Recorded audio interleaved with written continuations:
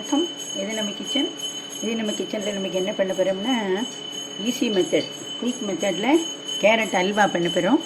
என்ன பண்ணுறோன்னா கேரட்டை நம்ம துருவி சிரமப்பட்டுலாம் இருக்க வேண்டாம். இதுமாரி நல்லா தோல்கையை சீவிட்டு காம்பெல்லாம் நறுக்கிட்டு இதுமாரி நறுக்கி போட்டு பால் முழுகிற அளவுக்கு பாலை விட்டு ஒரு 3 விசில் விடணும். அவ்வளோதான். அதிகம் பாலும் இழுக்காது, நல்லா திக்கான பாலாக அதில் விடணும்.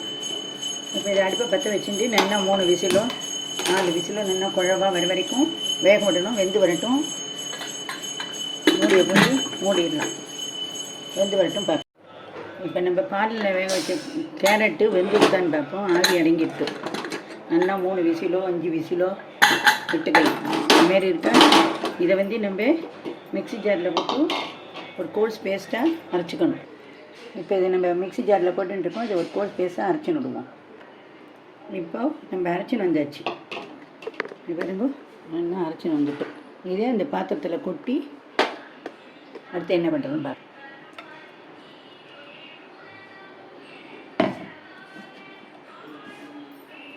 இதில் நம்ம இதுக்கு தேவையான சர்க்கரையை போட்டுக்கணும். நல்லா இதில் நான் ஒரு 1.5 கரண்டி போட்டுக்கிறேன். இப்போ நம்ம அடுப்பை பற்ற வச்சுக்குவோம். சர்க்கரை போட்டு வச்சு அடுப்பை பற்ற வச்சுக்குவோம். இது நல்லா சர்க்கரை கரைஞ்சி பாகாகி இந்த கேரட்டோடு சேர்ந்து நல்லா உருகி வரணும். இப்போ ஏலக்காய் பொடியும் இப்போவே போட்டுடலாம்.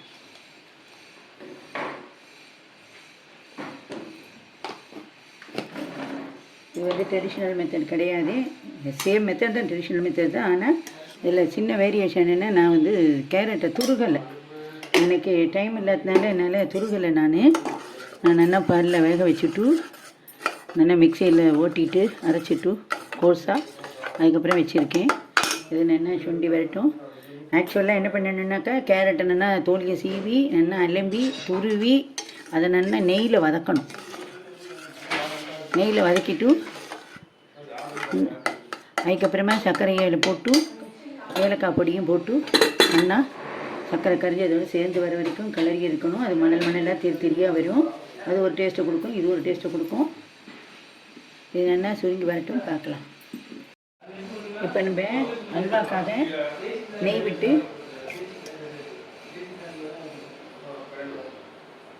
முந்திரி வறுத்து தாளிக்க போகிறோம்.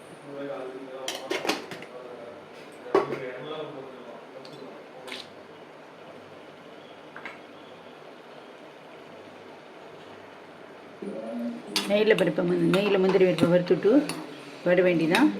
திராட்சை பழம் போடலாம், இல்லை பாதாம் அதுமாரி என்னென்ன நட்ஸ் வகைகள்லாம் இருக்கும், பூசணி விதை பரங்கி விதை அதுமாரியும் போடலாம். இல்லை அது பாதாம் கட்டரில் கட் பண்ணி வச்சுட்டு அதையும் தூவி விடலாம். இந்தமாரி எனி மெத்தடில் பண்ணலாம். இது குயிக் வெர்ஷன், நான் பண்ணுறது குயிக் மெத்தட். இப்போ துருவிண்டு இல்லை வதக்கிண்டு கொஞ்சம் லேட் ஆகும். குயிக் மெத்தட் யாராவது கெஸ்ட்டு வந்ததுன்னா டக்குன்னு இதுமாரி பண்ணி கொடுத்துடலாம், ஒரு செகண்டில் கொடுத்துடலாம். இதுமாரி குயிக் மெத்தடில் நான் பண்ணுறேன்.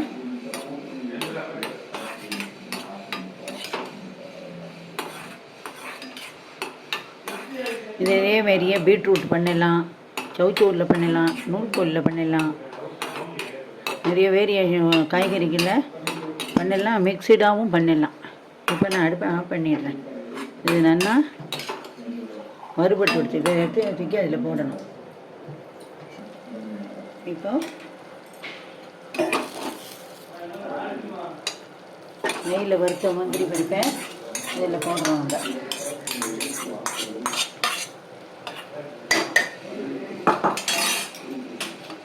நெய்யில் முந்திரி பருப்பு வறுத்ததை இதுமாரி போட்டிருக்கோம். இதை நல்லா வளரணும்.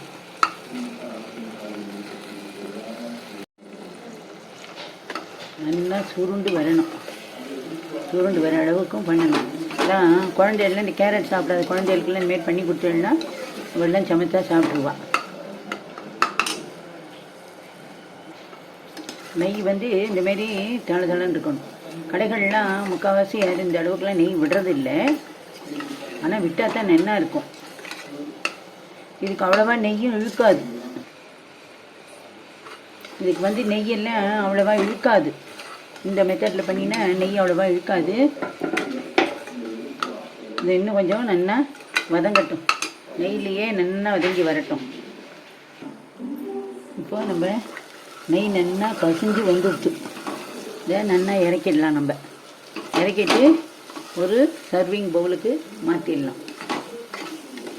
நான் அடுப்பை ஆஃப் பண்ணுறேன்.